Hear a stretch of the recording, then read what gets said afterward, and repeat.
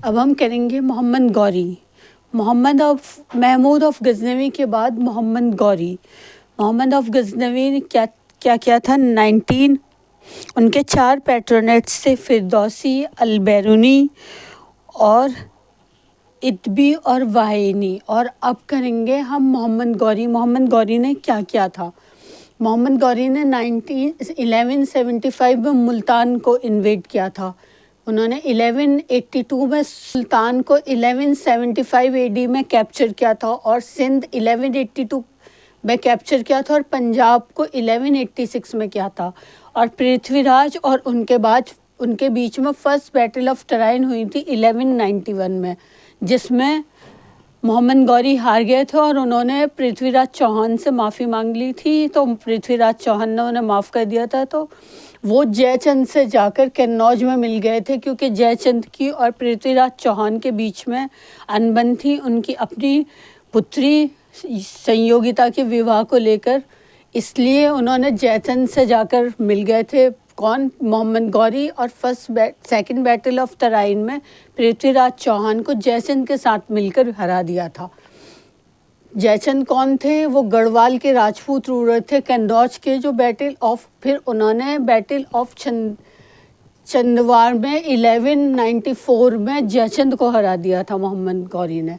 और मोहम्मद गौरी के कमांडर थे जिन्होंने बिहार को और बंगाल को अपने साथ मिला लिया था और उन्होंने डिस्ट्रॉय कर दी थी नालंदा यूनिवर्सिटी और विक्रमशिला यूनिवर्सिटी। किसने की थी? मोहम्मद बिन बख्तियार ने डिस्ट्रॉय की थी नालंदा यूनिवर्सिटी और विक्रमशिला यूनिवर्सिटी। और फिर 1206 एडी में वो उनकी मोहम्मद बिन गौरी की डेथ हो गई थी और वो अपना सारा किसे छोड़ गए थे? लिविंग अपनी चार्ज सारा किसे? मोहम्मद कुतुबुद्दीन ऐबक को छोड़ गए थे अपना चार्ज, जो स्लेव डायनेस्टी की शुरुआत होती है और सल्तनत दिल्ली सल्तनत की शुरुआत होती है। और ये जयचंद कहाँ के थे? कन्नौज के रूलर थे, चालुक्य डायनेस्टी में ही। तो आपको मोहम्मद गौरी में से क्या याद रखना है? सिर्फ ये याद रखना है कि उन्होंने 1175 में सुल्तान कैप्चर किया था, सिंध 1182 में और पंजाब 1186 में। और उनके बीच और पृथ्वीराज चौहान के बीच 2 बैटल हुई थी। बैटल ऑफ तराइन फर्स्ट 1191 में और सेकंड बैटल 1192 में। और उनके साथ कौन मिले थे सेकंड बैटल में? जयचंद थे, जो कन्नौज के गढ़वाल राजपूत थे, जिनके से उन्होंने मोहम्मद गौरी ने खुद उन्हें बैटल ऑफ चंदवाल में हराकर और मुस्लिम रूल स्टार्ट कर दिया था। फिर उनके कमांडर थे, उन्होंने नालंदा यूनिवर्सिटी डिस्ट्रॉय की थी और विक्रमशिला यूनिवर्सिटी डिस्ट्रॉय की थी और 1206 में उनकी डेथ हो गई थी। उसके बाद वो अपना चार्ज किसे छोड़ गए थे? कुतुबुद्दीन ऐबक को, जहाँ से स्लेव डायनेस्टी और अलबेरी डायनेस्टी की शुरुआत होती है। कुतुबुद्दीन ऐबक के बारे में करेंगे अब हम मेन पॉइंट्स। अभी आप ये स्क्रीनशॉट ले लीजिए। और हमने मोहम्मद गौरी, महमूद ऑफ गजनवी और मोहम्मद गौरी के कुछ पॉइंट्स किए हैं। ये सिर्फ उनकी ये बातें हैं जो याद रखने की है। 2 बैटल उनके और पृथ्वीराज चौहान के बीच हुई थी और उन्हीं के ही पोइट थे। चौहान के दरबार में एक राइटर थे जिनका नाम था चंद्र बरदोई, जिन्होंने पृथ्वीराज चौहान की पृथ्वीराज रासो लिखी है।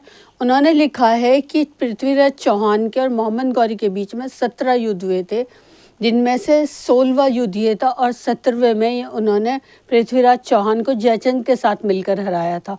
और पृथ्वीराज चौहान ने उन्हें 17 बार माफ़ किया था, लेकिन उन्होंने पृथ्वीराज चौहान को सेकंड बैटल में ही जयचंद के साथ ही मौका मिलते ही और उन्हें अंधा कर दिया था और अपने साथ ले गए थे चंद्र बरदोई को और पृथ्वीराज चौहान को, जो चंद्र बरदोई में पृथ्वीराज रासों में चंद्र बरदोई ने लिखा है, ये वो है। लेकिन हिस्टोरियन क्या कहते हैं कि उनके सिर्फ बीच 2 युद्ध हुए थे और वो ये फर्स्ट ये था और सेकंड ये था, जो हमें याद रखना है।